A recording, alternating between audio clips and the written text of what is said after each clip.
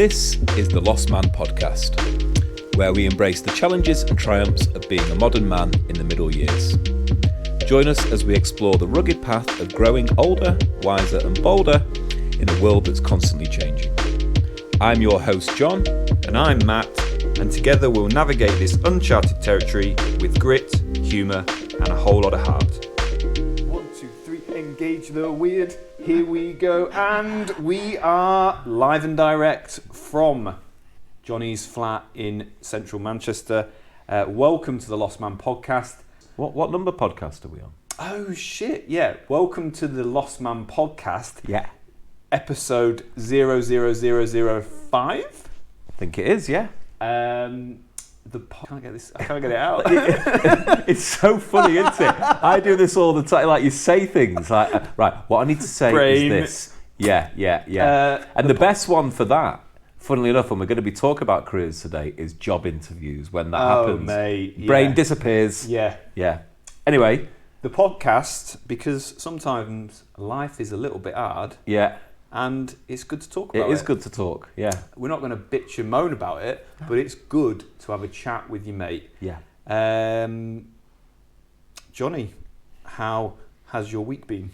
Week has been, I would say, good. So what's been going on? Well, as I mentioned a minute ago, we're going to be talking about careers and we're going to be talking about jobs. And it is very topical because this past week has been my first week in my new job. So for all of those listeners out there that have been paying close attention over the past few weeks that we've been recording these podcasts, you'll know that I have been in between jobs and this has been the start of my new one. But we'll talk about that in more detail when we actually move on to careers. I think the other things to mention are, of course, we're in the, plush surroundings of my, freshly refurbished apartment, yeah. Which I'm very happy about. And that's all just been, it's been a good week for that because it's been dotting the I's and crossing the T's and just the little, buying the plants, getting the rugs, and just working out the arrangement, the soft furnishings, particularly in this room that we're in right now. Looks good, mate. I appreciate that. Looks nice. It is. It's feeling good.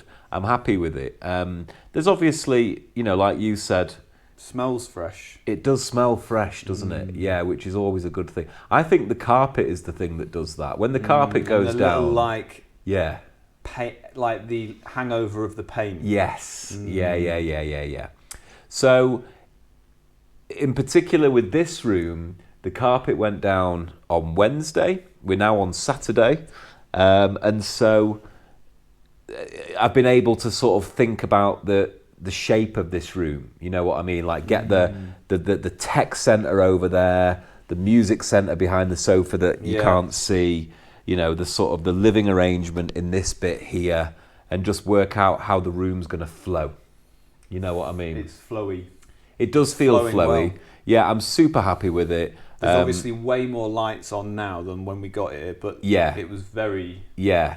It's only 4 o'clock. It is only 4 o'clock. It's completely pitch black outside, and I did want to give you the girlfriend experience when you came. Thank you. That was. I thought it was appropriate to have the soft lights. I didn't have time. It wasn't that I didn't have time. I just couldn't actually find my lighter to get the incense going. I feel like I would be opening my legs to you this evening. Yeah, you would. If I was a female. Yeah, if you were a female. Yeah. What would you be opening? Anyway, yeah. So that's what's been going on this week. What other? I'm just trying to think if anything else significant has happened this week. I don't think it has. I did talk about this on our last podcast, which was my ridiculous purchase of the computer. So I've invested in a gaming PC as a bit of the way I'm selling it to myself is 40th birthday present. Nice. Yeah. So on the 25th of March, is going to be my when 40th you're bored with birthday. it, you'll look at it and be like, Yeah, on yeah. your birthday, you'll be like, Yeah.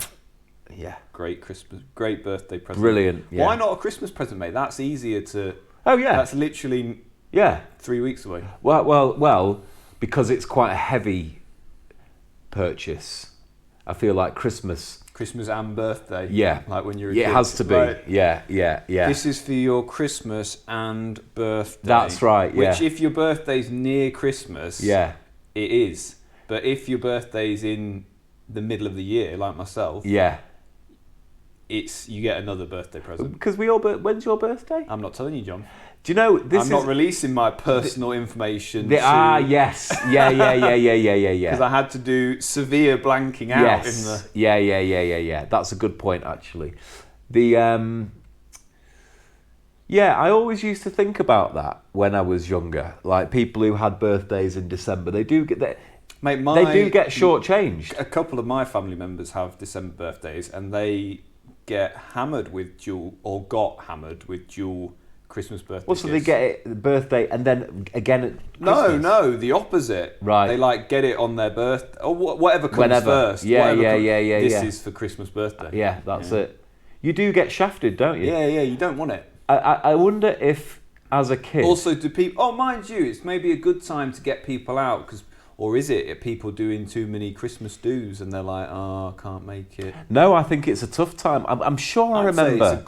I'd say you're always quite keen to go out. I'm just trying to remember who it was, but in my list of girlfriends past, there was one who had one on the 26th of December, and I think it was a problem. I think it was because everyone's doing things or can't be asked to go out. Yeah. I think her birthday... Did I just say this? 26th of December. Did I say that? Whose birthday? I think it was Ray. Do you know the other time you don't want your birthday? Because me and Jins were talking about this. Go. To do with having a kid. Yep. In the summer holidays, if you're a kid, right? If you want to have a party, yes. I guess. Yeah. Nobody's about. True say. So poor little Jimmy gets one mate turn up to the village hall for his birthday. Yeah. There is a bit of a science to that, isn't there? Programming in when you're gonna have. Yeah, you've got to think about. You've got to think about when you're gonna, inseminate. Because you also want to miss kind of July, August. Right. So or you want to miss August. Because they're then young in the year, I guess. So they I guess they've been on the planet less, up to nearly a year less than some kids. That's so true. Yeah. So that's I'm early summer though, and I never felt like at a disadvantage. No, I'm March, which I think is basically just halfway through the school year. I'm March. not. Stop! Fuck's sake! sugar. Now I've got to go through and delete. Just beep it mute. out. Yeah, I have to. Yeah. Yeah, it's admin though. Is it? Not really, but No. Okay. I have to remember to do it. That's true. I don't care. I don't think anybody can somebody do steals your something with identity just now. your birth date. I don't know. I don't think they can. I don't know. I think your birth date is a pretty easy bit of information to get. So what could they do? I suppose it could be on Facebook. I know I've took mine off. Yeah. Not that I particularly use Facebook, but No. What could they do? When do they ask you for your birth date? When you call the bank?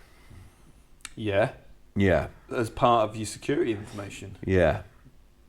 What was I watching the other day? Oh God. And it was talking about this.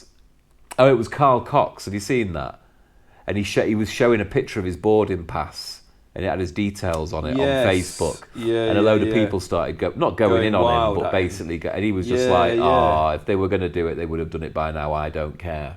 That Simon Wilson I watch on YouTube, does travels about solo, Right.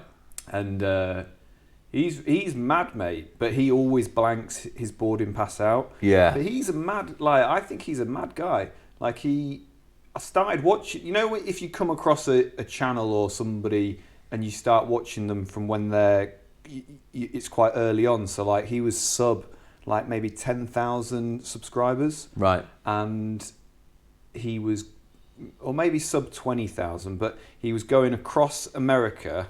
He used to do these skint challenges. So like, I'm going to do a night, no money in Amsterdam, no money in wherever. And then he did no money across America from East Coast to West Coast. I was just doing, And what's the deal? What's the deal? Yeah, I do that, like, mate, every single time. Yeah, from East Coast to New York to LA. Mad. Doing what? Well, travelling, but without spending a penny. So, eating... He does this McDonald's thing where he walks in and goes, I've just ordered this, and one of the burgers was missing. Yeah, right, yeah. And then he does hotel breakfasts. That's a Stockport classic, that. Is that borderline like theft? Oh, I think it's fully in theft territory. I mean, let him do it. Let him have it. He does this. He does the same with hotel breakfast. And they don't care. Are there some places that are okay to steal from? Did you used to steal pick and mix from Woolworths? What? I'm not getting into it. Yeah. I didn't. No. Okay. But I know what you're going to say. Yeah. Which is that I didn't. So. Yeah. Yeah. Do you know what, mate? I think I've stole one thing in my life. Which was? It was literally, I don't even know why I stole it. I was in secondary school. Yeah. From a little random shop. It was like a candle or something. Right. And I remember, I don't know why. I don't know why I did it. And I wanted to take it back. Yeah. And it was worthless to me, probably pretty worthless to them as well. But I can remember stealing. Stupid shit like I that, was in like a chemist. Like, I don't know if chemists still sell sweets now, but they used to. And I remember being in there with my mum. Like, I used to nick loads of stuff when I was a kid. and I tell you where I got it from. Was, well, this particular thing that I was talking about then was I was in a chemist and I stole one of those lollies that were whistles as well. Do you remember? It was like a cylinder about this big, like a couple of inches big. And you took them out of the thing and they were a whistle and a lolly. I think I do remember those. And the character on the front of the wrapper was the lolly with like eyes on it. And I stole it and I got in the car and Mum saw that I had it, so marched me back into the car and I had to give it to her. But it's all her fault because I can distinctly remember when we were kids, I don't know why I'm saying we were kids, when I was a kid, we would go to the supermarket with Mum and she would like start eating a bag of crisps on the way around the supermarket. And I'd be like, what are you doing? She's like, it's all right, I'll pay with the wrapper when we get to the till. I was like, all right. And then the wrapper would just miraculously not be there. Yeah, I never get people that do that. I see people eating in supermarkets and think, can't you just wait? Like literally 5 minutes. Yeah. Just wait it out. It's fine. But I was really bad with it, mate. I used to because my dad, it's really bad this. I feel like this is almost like a therapy session. But Dad was a car dealer. He used to deal in cat and mate. He just had stacks of cash. Stacks of it. So just, quick 20 off the top. Bits like that, I do lie. I did quite often dip into Mum's purse for like a couple and cigarettes were a thing as well. Quid to nip to the shop and buy some sweets. Did you ever, because Dad dealt in Dad's cash... coin drawer. He had like a coin drawer. The version of Dad's coin drawer at our place was down the side of the sofas. Because he used to have pockets full of change. Just sit dripping. down. At the back of the car as well. It was always dripping with pounds. Yeah. We went off on a little bit of a tangent there, but that's how the week's been. It's been pretty good. Matt, How's your week been? Week has been good, fairly good, I'd say, this week. Good progress. You seem a lot more like one's old self. Maybe not. Yeah. Happy with the gains in the wrist front. It is certainly feeling better. Like, I can drive. It's just all those little things we were talking about last week. Obviously, post wrist surgery, it's just feeling a little bit better. It's percentage wise only, 30%. Let's have a look at it. What, the scar? What's that scar? Oh, that's just from industrial accident. Right. Okay. That's just from a saw. Right. Building my mum a log store. Nice. Yeah. So mobility is not great, but it is. The scar looks good. Yeah, man. It's good, isn't it? It's a funny shape, we isn't it? inserted picture last time. Yeah, I saw that. Yeah. Yeah. But why have they done it like that? Just to peel your skin back. I guess. Yeah. And also, I think it makes it easier for the scar can kind of, like, scar tissue can like tighten up a little bit. Right. And if it's straight, it can kind of pull. Whereas Makes sense. If it's kind of angular. Yeah. So that's been going on. What else has been going on? Van conversion things. We are booked in for some cool off-road stuff next week. So we're going, taking the van to get a lift kit put on it, wheels, tyres, snorkel, underfloor protection. Very cool. Very excited about it. Have you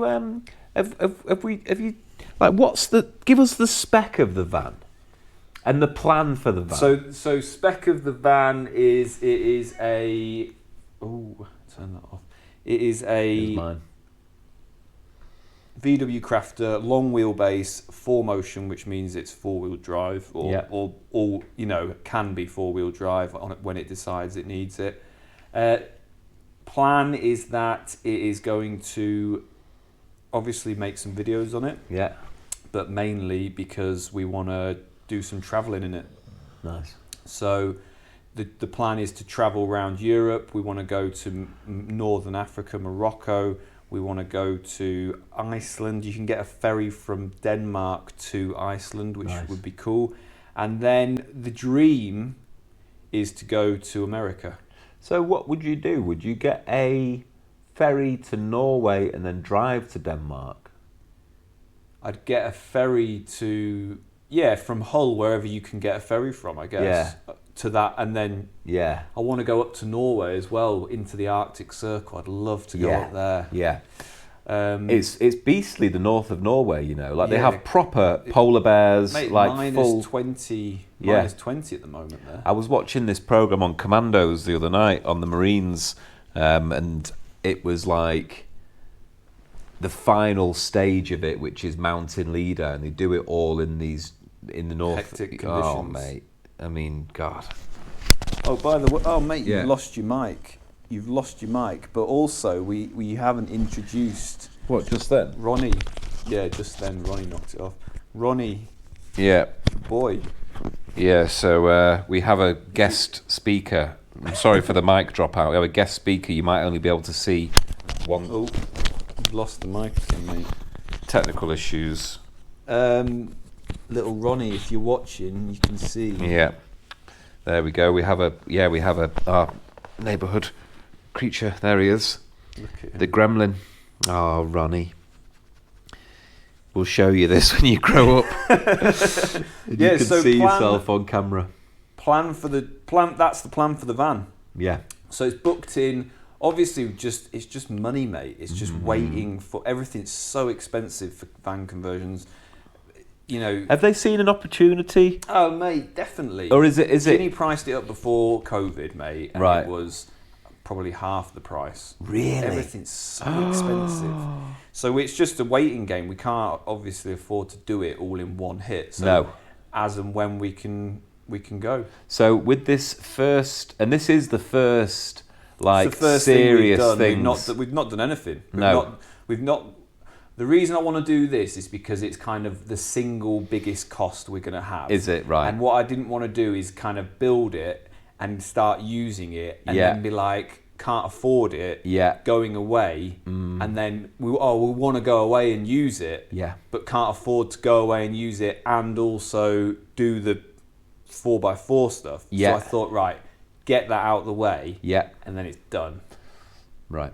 And then probably after Christmas, we're going to get cool, like light bar roof rack, wheel carrier on back fitted, and then into the inside. Obviously, wrist is on the mend now, so post Christmas, I'll be able to get in there and start insulating floor, etc., etc. So it's underneath protection. Underneath protection. Wheels and tyres. Alloy wheels and tyres.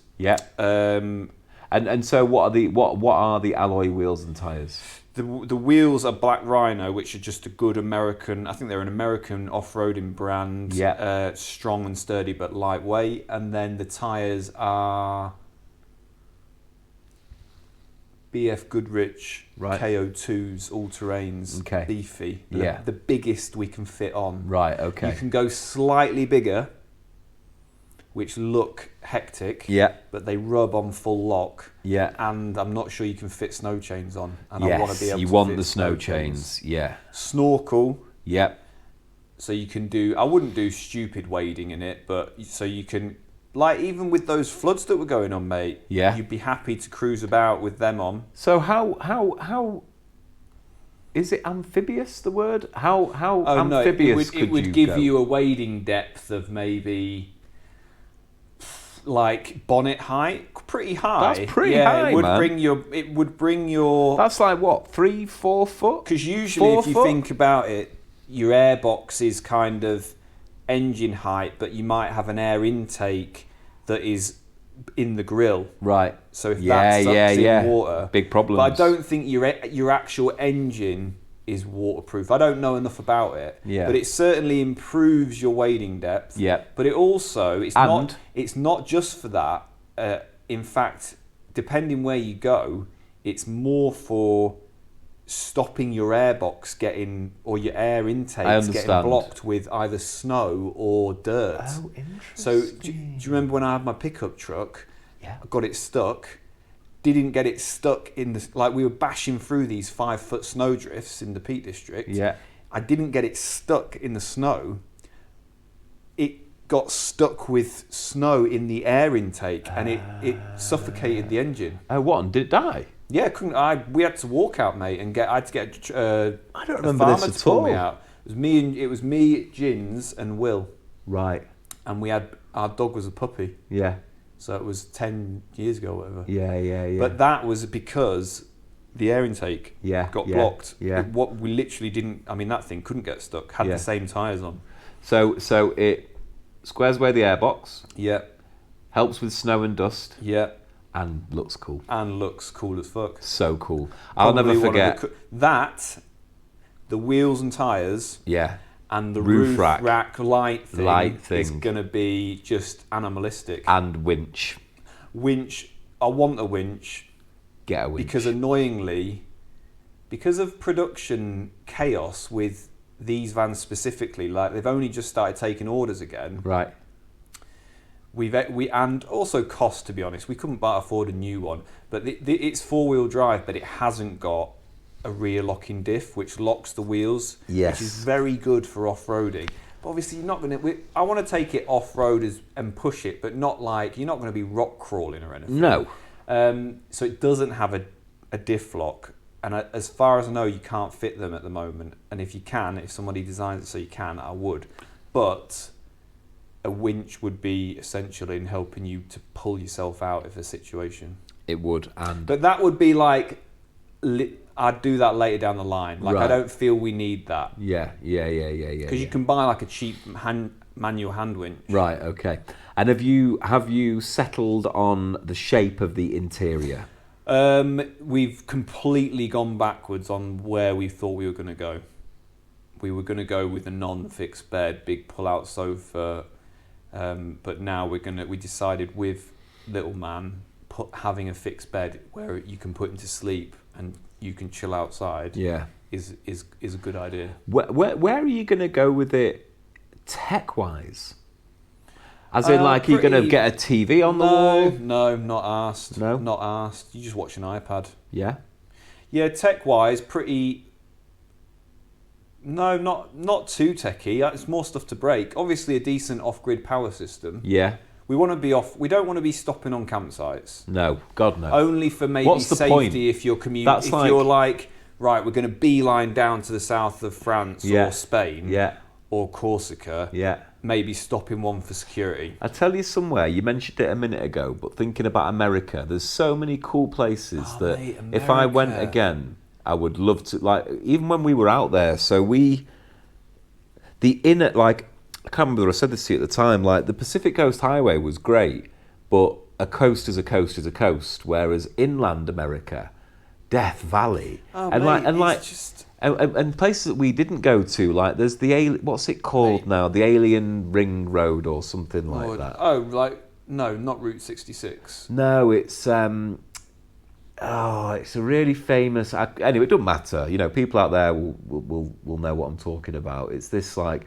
really famous, huge piece of road. It's probably near where Area 55 is or whatever it's called. 51. Area 51. Yeah. And it's got all these weird and wonderful, like little, well, probably quite dangerous and scary as well, little trailer park stops, and because it's so vast, America. But there's something in me that finds that fascinating. Mate, definitely. That would quite like to, like, even if you just drive past it and just drive through it. Yeah. And what America has is such vast, different landscapes. Totally. And, you know, Canada, Alaska, Utah, these are all places that intrigue me. And I just think it's all connected. You can just drive. Mm-hmm. You can drive to South America. Yeah. And I know, whereas in Europe and Africa and we've got to get ferries. You can't just be like, you know what, I'm going to go here, then I'm going to go here, and all you need to do is fill your tank up. Yeah. Whereas there, it's just got such a.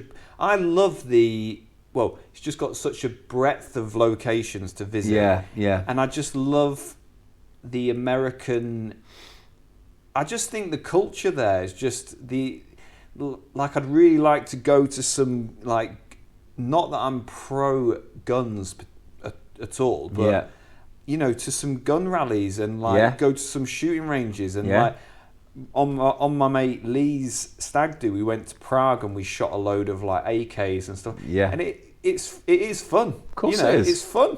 Yeah, of course. I'd love to go and really like embed and American muscle cars. You know, there's so much stuff over there that we don't get here that I'd really just like to explore. Yeah, and I tell you what, it works vice versa, you know, and the one thing, people always say this, but the one thing that really hit me was how yellow America is in comparison to the UK. You know, there's loads of, everybody says nowhere's as yellow.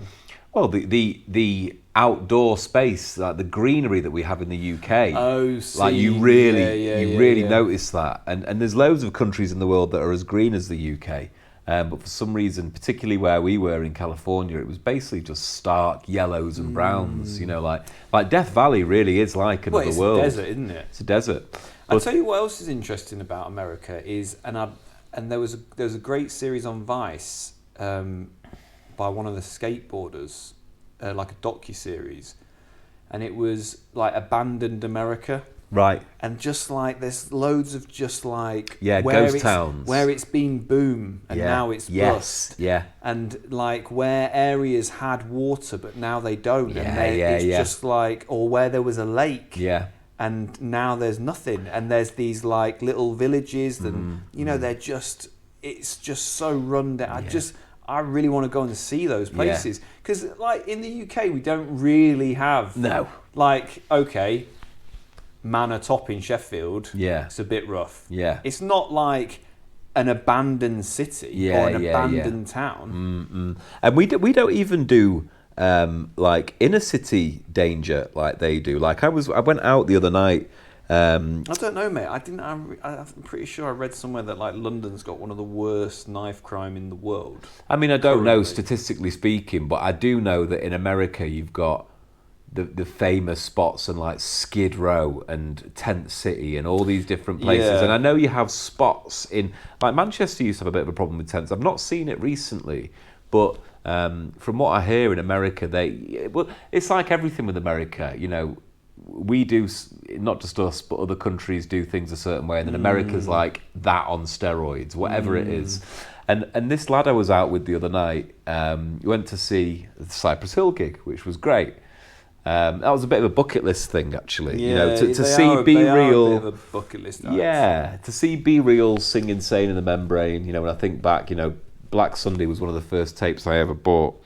But anyway, I was talking to this lad who came out with us, and he was saying about how he's got a bit of an obsession at the moment with watching videos of people driving through, like, you know, like people taking videos on their phone of people driving through really dodgy areas in America. And I've done it on Google. It's one of those kind of like fascination things where like on Google Maps I've like gone into Compton, for example, and like walked the streets of Compton through Google Maps and stuff. And whilst I was in America, we drove all the way up to San Francisco, and then near San Francisco, like just across as you go towards Lake Tahoe from San Francisco, is San Quentin Prison, which is a really famous, notorious, you know, loads of high-profile prisoners there. I can't remember which ones now. And we paid a visit to that. You know, we couldn't get very close to it. We just sort of drove up and parked in the car park. But there's like and it's not just me. Like, if you ever remember, there was a program called Dark Tourist, and it was where there was kind of like this guy who would just go to all these weird and wonderful places. Like, I don't know, I can't think of anything. What's his name from EastEnders, doesn't he? Ross Kemp. He does like. He Ross does Kemp stuff like that. Yeah. And there's that other guy who was wrongly accused. He's got a series on Netflix. Yeah. Like living in a toughest prison. That's right. I've watched a few of. He's great. Yeah, mate, he's great. Wrongly convicted in prison for what, 20 years or something? Big mad? scar on his face. Yeah. He's a cool bloke. And he goes now into some mad places. Even Louis Theroux's done it as well. Yeah, well, that was where I got the idea for the San Quentin prison from, because he did a thing in that prison, and then I'd started reading about it and reading about some of the people that had been there. But even whilst we were out there, we didn't end up doing this, but I wish we had. As you drive down through Death Valley on the way to Vegas, there's a bit that you can go to, which is this little derelict property in the middle of nowhere, but it's the last stronghold of Charlie Manson, like where when he was on the run and he was about to get caught, him and a few of the other members of the Manson, they held up there, and it's still there. They've got loads of cool. I tell you, the other place, diverting a little bit away from sort of criminal stuff, is in South America. And a friend of mine's just been there now, is this is like top 3 bucket place lists that I'd want to go to. It's this place called the Atacama Desert. I think that's how you say it. Atacama Desert.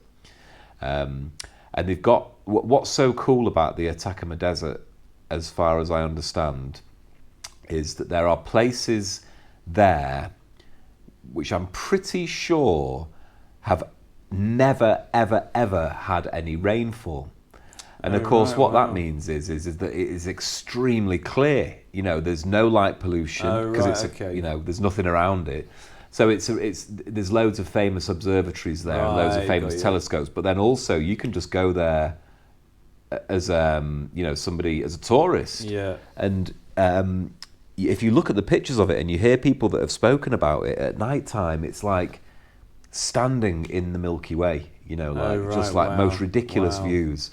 And I think there's places like that in Hawaii as well. Yeah. And for me, when it comes to, you know, what you're doing with the van, and when I think about little expeditions that I do, it's not about, you know, going finding, you know, these really nice restaurants or anything like that. It's about the spectacle. Totally. This is about just kind of low-cost travel. Yep. Obviously, it's a big investment to start with, but low-cost travel to just get And this is why we wanted the 4-wheel drive, so you feel comfortable going down tracks and like tame trails and just getting into nature and just exploring, I guess. And that's what America offers. Is it's so vast, compared to the UK or compared to Europe. Getting away from people in Europe is hard. Whereas in America, it's just huge. And it's so different. It's basically 52 countries, isn't it? Or are there 52 states? Something like However that. many states there are. It's basically 52 countries. Now, here's a thought for you, which you'll like this for a segue. All this travelling and stuff, what do you need to travel? Money. And how do you get money? From your job. And that's job. what we wanted to talk about today. We wanted to talk about careers. And as a lost man, Mike. No, not Mike. I did kick something. Yeah, it's fine. As a lost man, kind of, approaching 40, late 30s. Yep. We've certainly spoke about this before. Is just where you're up to in your career, the impact your career has on you, and I suppose the implications, how it appears to other people. Yeah.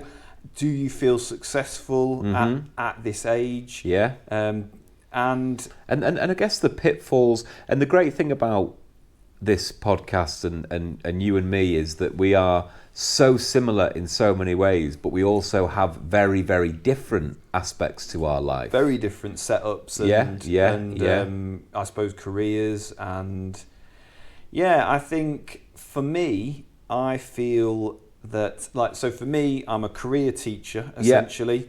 Came out of uni, studied teaching was part of my course. So came out of uni, went straight into teaching, have taught for 16 years, went part-time maybe 5 years ago. Right. And wanted to try my hand at doing something. I wish I could go back, and say to myself, that was a stupid idea. But no, at the time I wanted to, I'm a practical person. I like working with my hands. Unfortunately, working with your hands isn't actually that profitable. So I would go back and tell myself that it can be though, can't it? Maybe, I don't know. But then, I hear stories of tradies that make incredible amounts of money. I think there's making good money, and I mean making very good money, I suppose. And anyway, I set up the concrete business where we were making polished concrete and sinks, worktops. And to be fair, we did really well. Yeah. We did really well up to COVID. I was doing it part-time alongside teaching part-time. I made really good money off it. This more than supplemented my teaching income doing it. Really learnt a craft, taught myself a craft, became pretty good at it. Have a good eye for detail. COVID kind of killed it off for a few years, or for a year or so. But I wasn't enjoying it anyway by that point. I'd done it and wanted to move on. Right. And I suppose originally my plan was to leave teaching to move into that full time. But then COVID kind of taught me that is it also good to have a more stable income in the form of teaching. Right.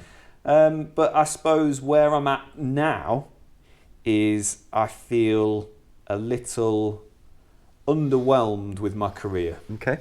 I feel like I wish I could go back and start a better business, probably something internet based that and spend all that energy and time that went into the concrete. There's so much time and energy that years went into it. Because I never realised that you look back on that with not regret, but I don't. What is it that you wish you'd? Because you said if I could have told myself 5 years ago, do something differently.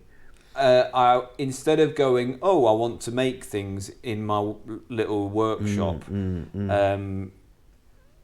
I would go back and say, right, if you want to leave teaching, how is that going to pay you 40, 50, 60 grand more a year? Is it scalable? Yeah. Can you scale it up so that you can turn it into a proper business? Yeah. And I think the only way to have done that would be to create a brand and franchise it out. Or you've got to go really big and have a team of guys. But unfortunately, that industry in the UK, like in America, is massive. Yeah. In the UK, it's not very big. No. And also, the material itself doesn't lend itself to being concrete. Is porous. You're bullying it to be a material. Yeah.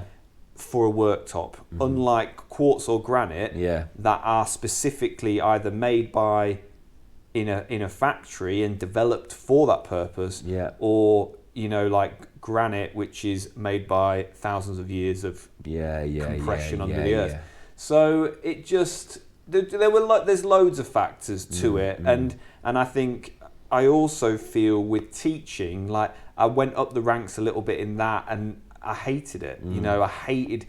Here's an extra couple of grand to work double the hours. Yeah. It's crap. So I dropped back down to being a standard teacher. And it's a bit of a thing at the moment, I think, as well. And it's always been a great debate. Is it good to go to university? Is it not? And this is one of those areas where we contrast, because I didn't go to university. Yeah, and but I would say for me, going into teaching, get a degree. Yeah. But for if doctor, architect, whatever it might be, where you have a specific course for that. Yeah. But I don't think going into, and also remember it was cheap when I went to uni. Right. I came out with 12 grand's worth of debt. Yeah. Now kids are going in doing random courses with no real purpose, coming out with 40 grand, 50 grand's worth of debt. It's kind of setting you up to fail, isn't it? Yeah, I don't think really get it's it. setting you up to be in the debt. Well, what's train. what's happened is, and it probably was like this when we were there as well, and when you were there, or when we were younger, but we might not have been as exposed to it. Because at that time, we're going back, 15 years, 20 years? And 12 grand was still quite a lot of money. But I think even more so now, it feels like the university is a business. It like is a everything. business. Of course it is. My uni fees were £1,000 a year. Yeah. They're now £3,000 a term. Yeah. But it's also like, I think that the system is set up great if you're going to be a teacher, a nurse, that's what it's a doctor, for. That a is lawyer. What it's for. But not if you're going to do something that's, I don't know, creative pursuit has maybe has with a a place. creative pursuit because it gives you an opportunity to learn your craft in a guided environment, and perhaps. also understand the theory and the history of it. Mate, it's the courses like English language working in a call centre. Yeah. What's the point?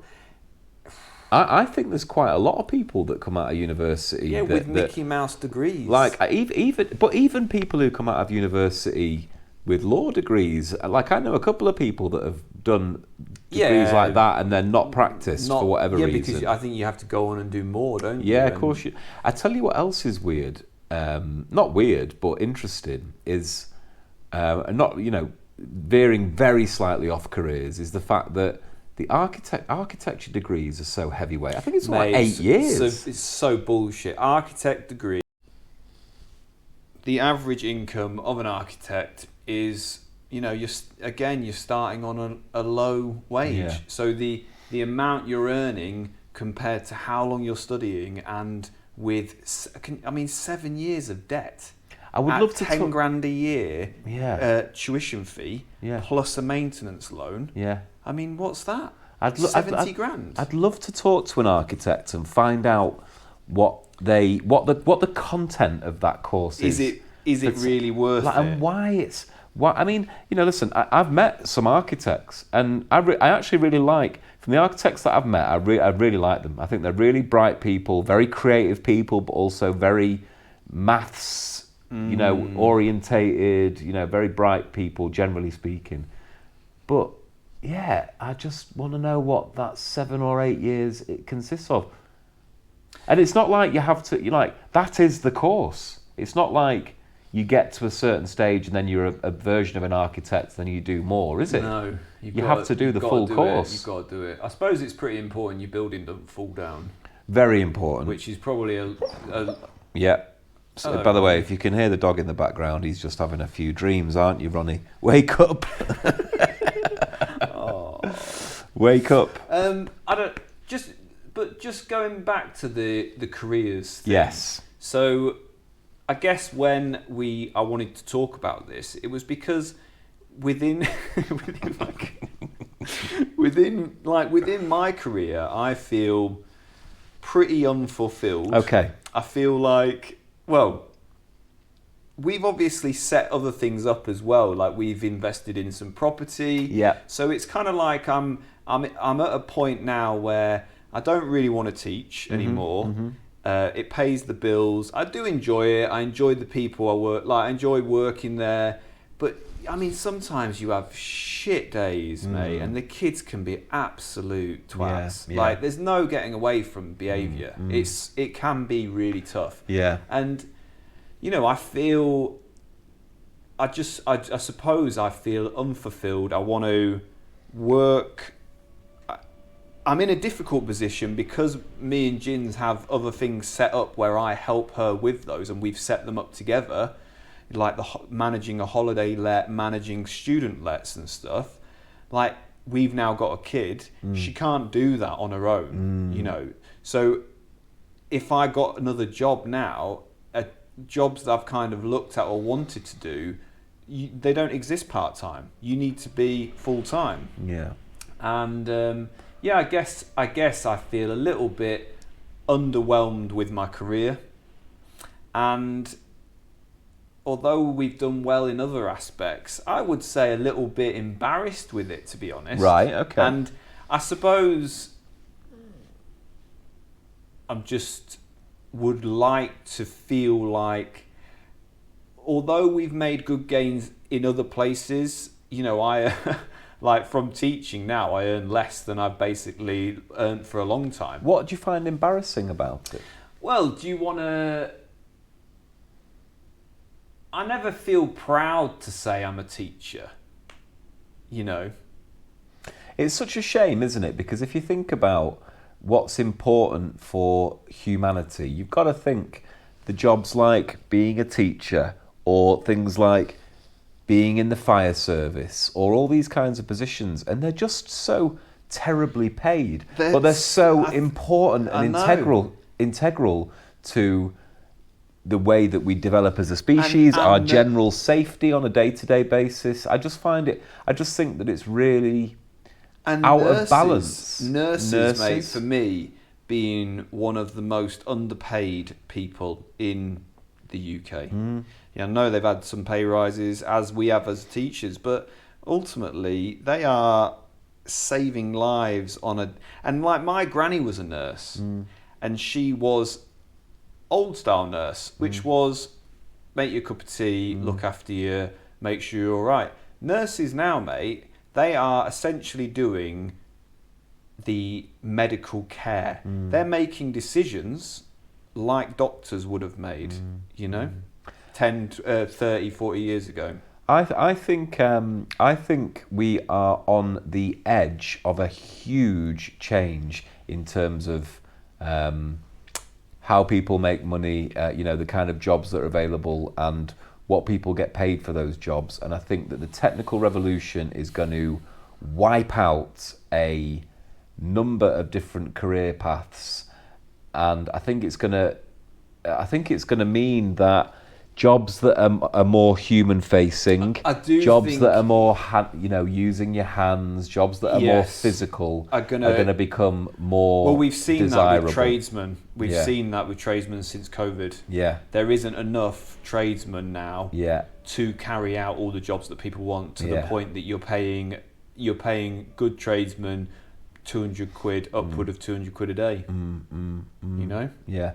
It's like anybody who's seen it. And rightly so, they're deservedly so. 100%. It's a trend. And this is exactly why I did that personal trainer course, just for the simple fact. It's almost like a weird way of future-proofing yourself, because in theory, if all the kind of admin-based jobs where things are run through computers do disappear, even architects, if you think about it. I mean, architects particularly. Give it a brief. Yeah. Design this building for this, but yeah, done. Yeah, mate. Simple all as that. Of those. What are those? White collar, I would suppose you could call. A lot of those jobs, white collar jobs, will be taken by AI. Yeah. It's even so for people who don't. So I work in marketing. I started off in this business probably 15 years ago with a job working for Sky TV, which was a great place to have an introduction to this industry. Was kind of lucky how it fell, really. I got a job, it was called a welcome control, and it kind of turned into like a regional marketing executive, and I was able to then sort of backdoor it into the industry because I wasn't qualified to do this, and then went on to Bupa, then moved into agency world, and I've looked after some really cool brands, My Protein, Manchester City, looked after loads of different fashion brands. But I feel unfulfilled with the industry. How do you? Oh no, I was going to say, how do you feel? Finish, but I was just going to say, how do you feel in your career? You know, do you feel unfulfilled with your career? I guess like I do. Do I feel unfulfilled? There's parts of the job that I really enjoy.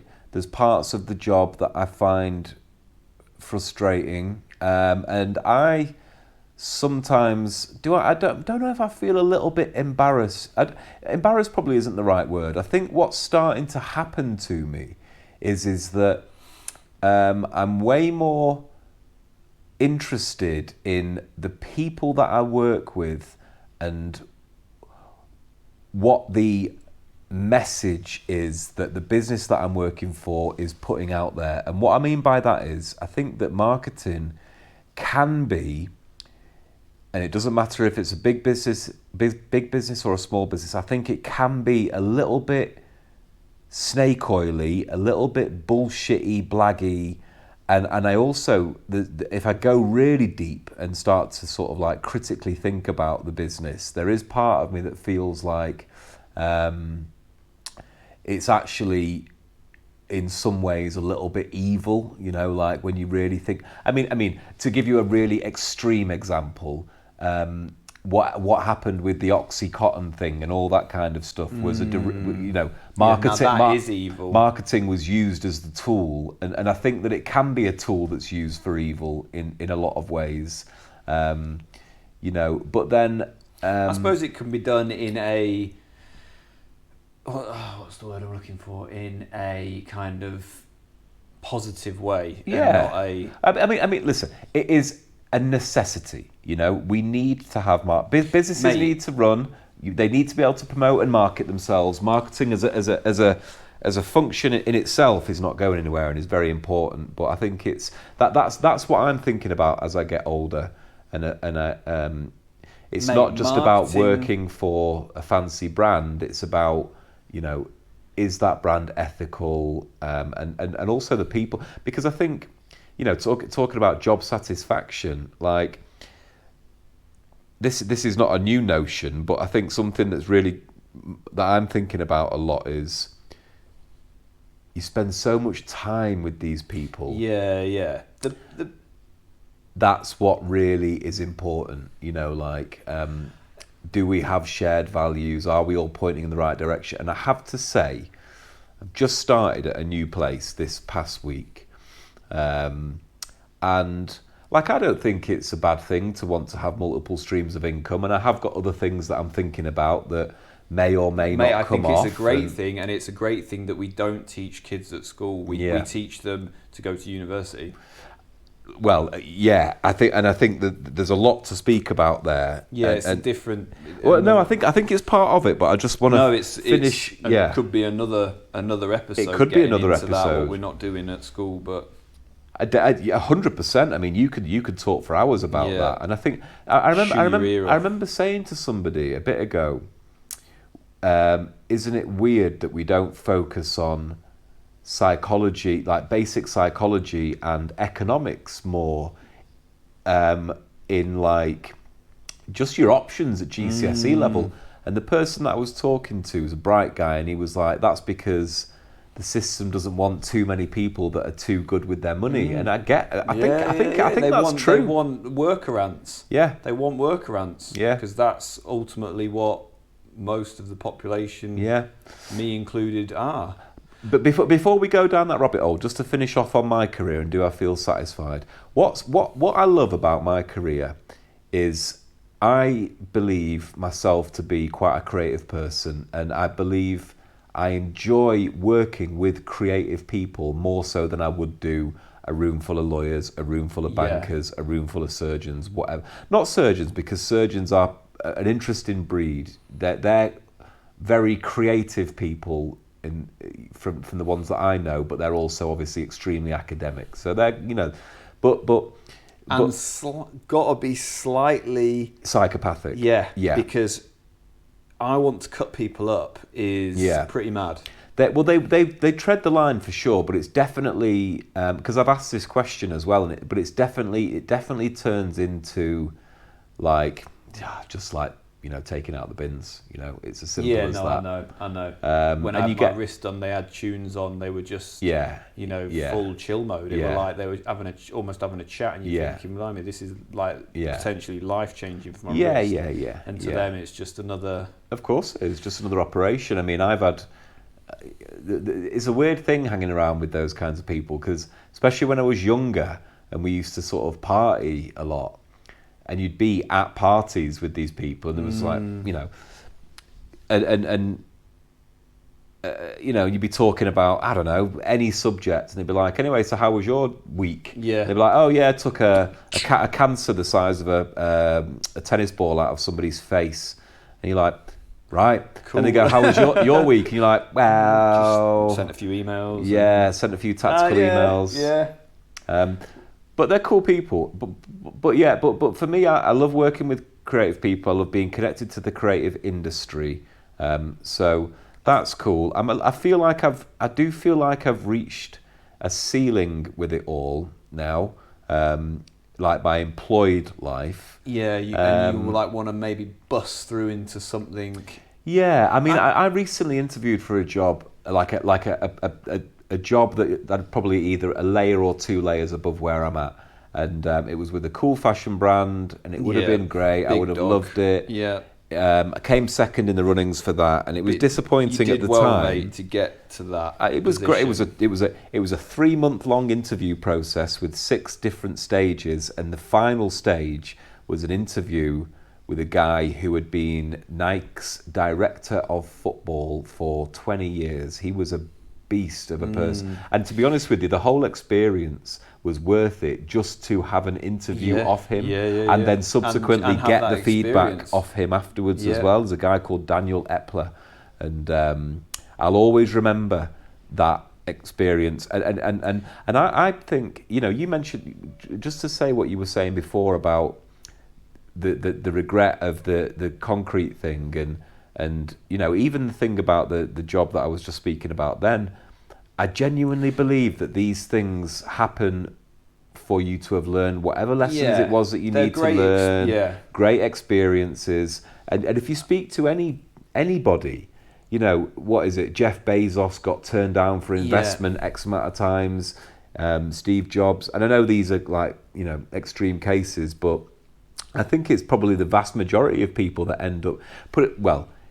I would say it is the extreme minority of people who hit it first time. I know exactly what you're saying. They were all good experiences. I've learnt loads about setting a business up, all website design. As a young entrepreneur, dare I say it, but you end up doing all these different things, and they're fun, and setting it up is actually part of the fun. Definitely.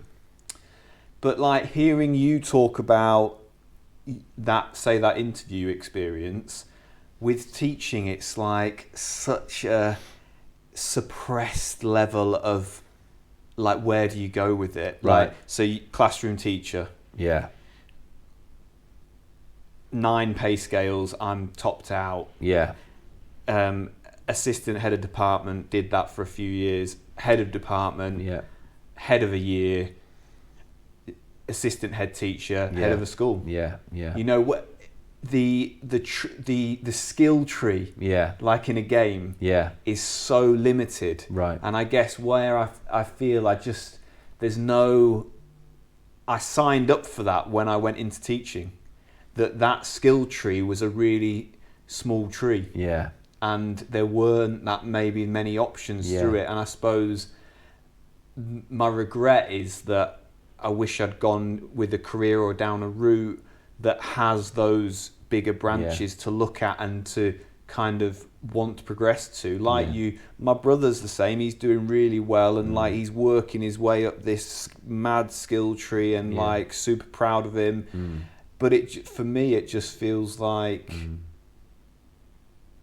kind of missed opportunity, I guess. Right. Yeah. And now I'm like locked into this situation where we've got X amount going on, and I suppose that's why we've started Lost Man. Another reason why we've started Lost Man just to podcast, see what else there is, what else we're capable of.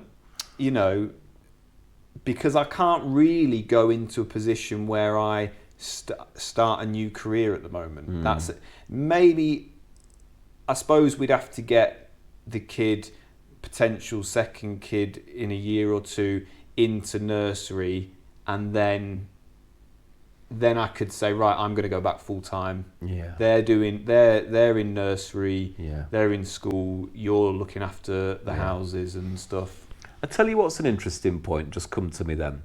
When I think about being in the middle years like we are, and I often wonder, is it too late? And I think the answer to the question is it's definitely not. No, and agreed. I think that it's never too late. I think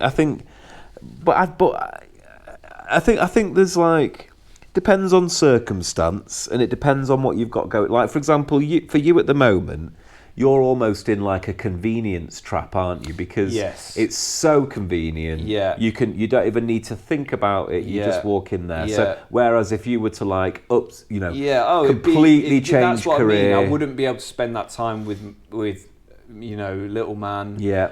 So at the moment it kind of falls into that. But what we've touched on this before in our own conversations, in the precursors to Lost Man podcast, was like when we've talked about our dads, and also like that as men wanting to feel like we've accomplished in life. And I suppose now as we're like late 30s, you really want to start seeing some fruits of that labour, don't you?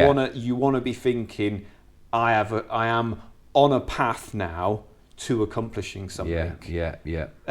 Well, I would assume most men would.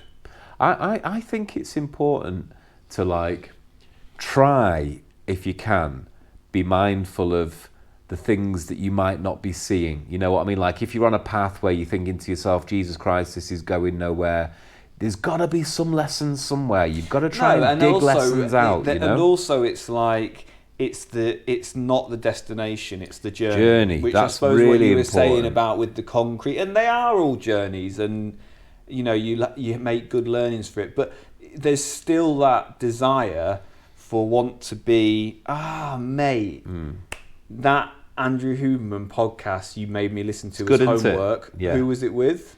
I forgot his name. Someone Green, I believe. Right, yeah. Is it Robert Green or Richard Green? Yeah. Yeah. And his message in that was that as men or as people, they were talking about you want to be a beast. Yeah. But it doesn't have to be like an alpha gym beast. Or necessarily a mountain biking beast or whatever. It could be you're a beast at being a dentist or you excel. And I think I suppose that is linked to where I'm coming from at the moment, in the sense of I wasn't a mountain biking beast, but it was very much my lifestyle and hobby, and my world basically revolved around it for near enough 10 years.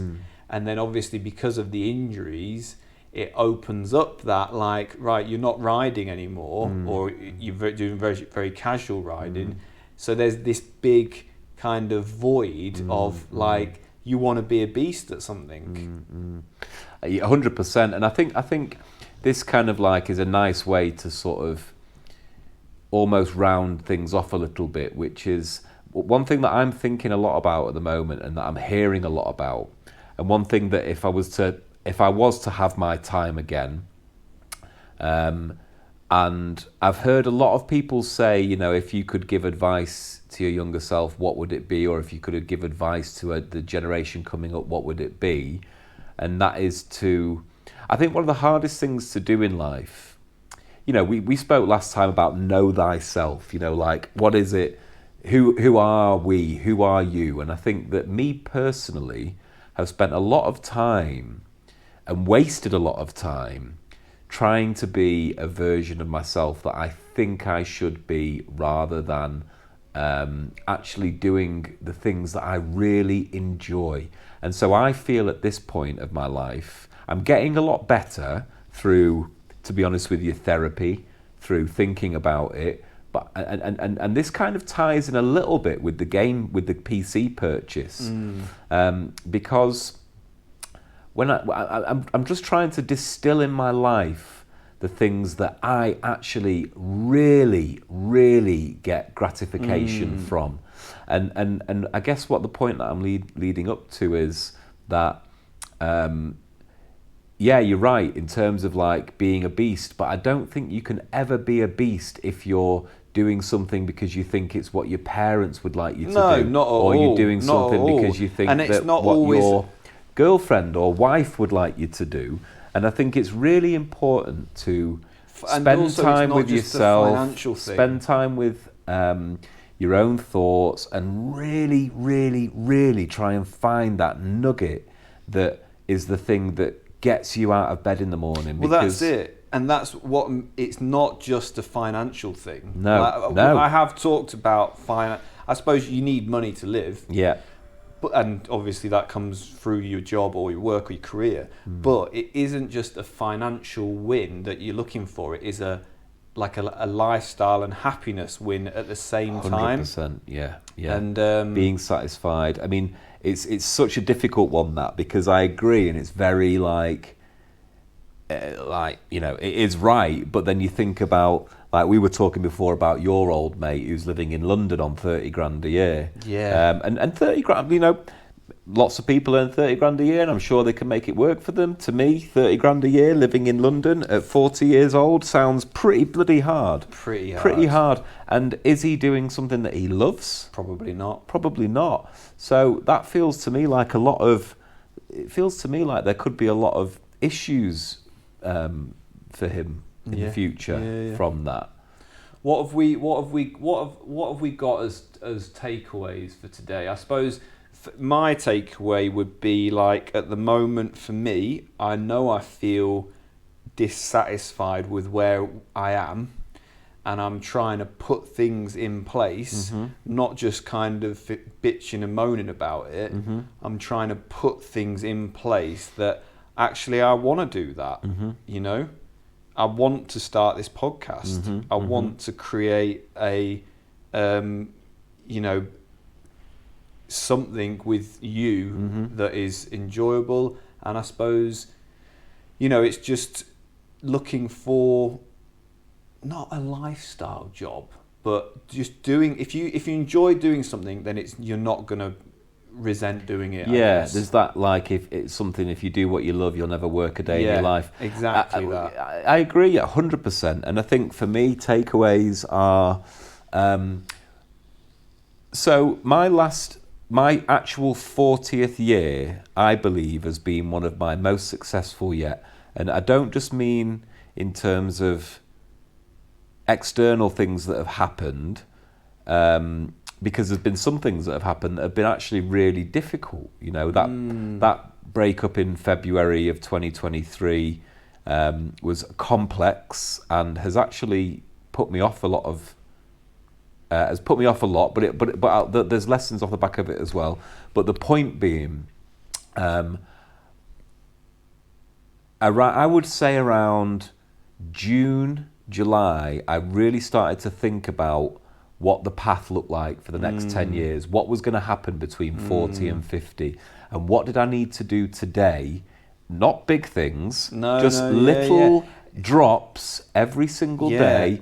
And I think that's what my takeaway would be, is that it's not about going, right, oh shit, I need to make a change, it needs to happen by next week. It needs to be, okay, so for example, me and Matt start the podcast. Just, okay, well, we can commit to one podcast every fortnight. Do the or one a week. Do the personal training course. Why? Well, just because. And it's like just learning to learn again. So I might not necessarily want to be a personal trainer, but learning how I learn again was actually worth the money.